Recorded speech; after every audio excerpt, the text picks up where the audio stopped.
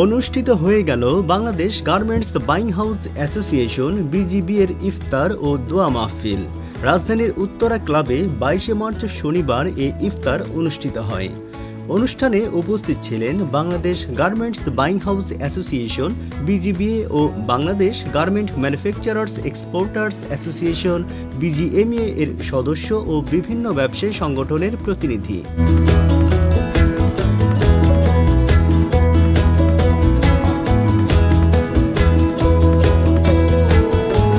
মাহফিলে সংগঠন দুটির নেতারা দেশের পোশাক রপ্তানি বাড়াতে একসঙ্গে কাজ করবেন বলে আশাবাদ ব্যক্ত করেন। আপনারা যারা অনেক ছোট, অনেক বড়, মাঝারি সবাই কিন্তু এখানে উপস্থিত আছেন, সবাই সম্মানিত এবং খুব আমাদের কাছে খুব দামি। এবং আপনারা যারা রেমিটেন্স যোদ্ধা, যারা আসলে আমাদের জন্য মার্কেটিং করছেন, যারা আমাদের জন্য এই এক্সপোর্ট এটাকে আপনারা ধরে রাখছেন, সবাই আপনাদের কোনো রকমের সাজেশন থাকলে আপনারা আমাদেরকে দিবেন। আমরা চেষ্টা করব আপনাদের সাজেশনগুলোকে নিয়ে সামনে দিয়ে কাজ করার জন্য। বক্তারা বলেন 2030 সালের মধ্যে $100 বিলিয়ন পোশাক রপ্তানির লক্ষ্য বিজিবিএর। এটি বাস্তবায়ন করতে হলে সংগঠনগুলোর মধ্যে দূরত্ব কমিয়ে কাঁধে কাঁধ মিলিয়ে দেশের জন্য ও ব্যবসায়ীদের জন্য কাজ করতে হবে। শুধু আমরা যারা গার্মেন্টস মালিক আমরা রপ্তানি করি তা না, আপনাদের পাশাপাশি আমাদের রপ্তানির সিংহভাগ অংশীদারিত্ব আপনাদের মাধ্যমে আমরা এই বাংলাদেশের 84% বৈদেশিক মুদ্রা অর্জনের যে অধিকার অর্জন করেছি সেটা সিংহভাগের অংশীদারিত্ব কিন্তু আপনাদেরও আছে। পার্টনারশিপ, একে বলে পার্টনারশিপ বাইং হাউস এবং গার্মেন্টস মালিকের সমন্বয়ে আমরা এটা সাধন করতে পেরেছি এবং এই জন্য আমরা গার্মেন্টস মালিক যারা আছে আমাদের পক্ষ থেকে আপনাদেরকে ধন্যবাদ জানাচ্ছি। অনুষ্ঠানে বক্তব্য দেন চৈতি গ্রুপের ব্যবস্থাপনা পরিচালক ও বিজিএমইএ এর আসন্ন নির্বাচনে সম্মিলিত পরিষদের প্যানেল লিডার আবুল কালাম, জেএফকে সোয়েটারের ব্যবস্থাপনা পরিচালক বিএনপি নেতা কফিল উদ্দিন, টর্কো গ্রুপের ব্যবস্থাপনা পরিচালক কামাল উদ্দিন, এজিআই গ্রুপের চেয়ারম্যান চিত্রনায়ক অনন্ত জলিল, বিজিবি এর সভাপতি মোফাজ্জল হোসেন পাভেল এবং বিজিবি এর vice president AKM Saifur Rahman Farhad. আমাদের এক্সিবিটররা চায়না থেকে ইন্ডিয়া, পাকিস্তান ইত্যাদি আরো দেশ থেকে আসবেন, সকল কাম। আর আমি একটা কথা আজকে বলতে চাই, আজকে হাউস থেকে একটা কথা উঠে এসেছে যে রেমিটেন্স যোদ্ধা এবং এই রেমিটেন্স যোদ্ধারা 84% ফরেন কারেন্সি আমাদের আর্নিং এ সহযোগিতা করছে, তার মধ্যে আপনারা একটা পার্ট। আমি চাই যে আমাদের এক্সিবিশনে এসে এই রেশিওটা যাতে আরো বাড়ে। আমরা অত্যন্ত খুশি যে আজকে বাইং হাউস অ্যাসোসিয়েশন থেকে আমরা অনেক সময় অনেক ম্যানুফ্যাকচার না, আমরা অনেক ফ্যাক্টরি মালিকের ক্ষতিগ্রস্ত হই।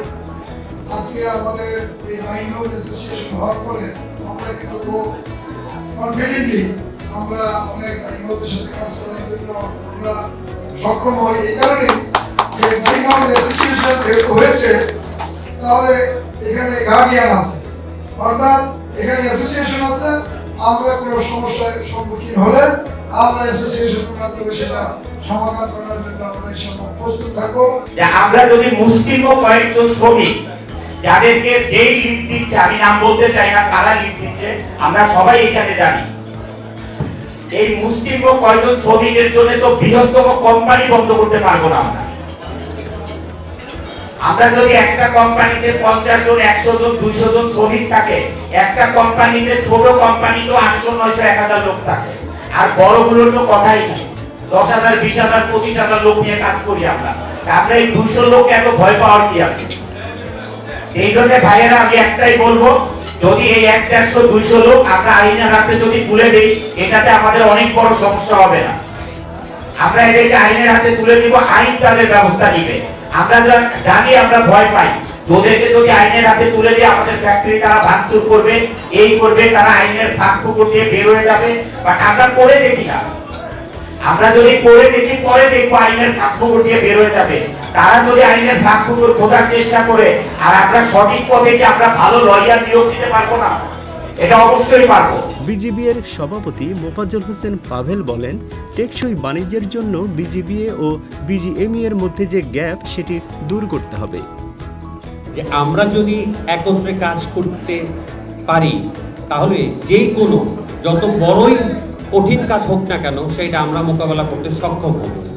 আপনাদের এই প্রেজেন্স আমাদেরকে অনুপ্রেরণা দেয় যে কিভাবে সামনে এই আরএসবি সেক্টরে যে সামনে যে যুদ্ধ আসতেছে, আরেকটা যুদ্ধ, সেই যুদ্ধ মোকাবেলা করে কিভাবে আমাদের অর্থনৈতিক চাকা সচল করা যায়, কিভাবে আমাদের ব্যবসা একটা বান্ধব একটা অর্থনীতি করা যায়, সেই লক্ষ্যে কিন্তু আমরা কাজ করলে একসাথে কিন্তু আমরা এটা করতে পারি। বিজিবির vice president AKM Saifur Rahman Farhad বলেন, ব্যবসায়ের ক্ষেত্রে নতুন নতুন যেসব চ্যালেঞ্জ তৈরি হবে সেগুলো মোকাবেলা করে আমাদের সামনে এগিয়ে যেতে হবে। সরকারকে আইনের হাতে তুলে দেওয়ার চেষ্টা করতে পারি, এই চেষ্টাটা করতে চাই। আমি কেউ বলতে চাই না যে যদি হতো, যদি করা যেত। উনি যেটা বারবার বলার চেষ্টা করেছেন, আমরা করে দেখাই। অনুষ্ঠানের এক পর্যায়ে বিজিবির কার স্টিকার উন্মোচন করা হয়, যেটি ব্যবহার করে বাইং হাউস ব্যবসায়ীরা বিমানবন্দর, সরকারি প্রতিষ্ঠান সহ বিভিন্ন জায়গায় সুবিধা পাবেন।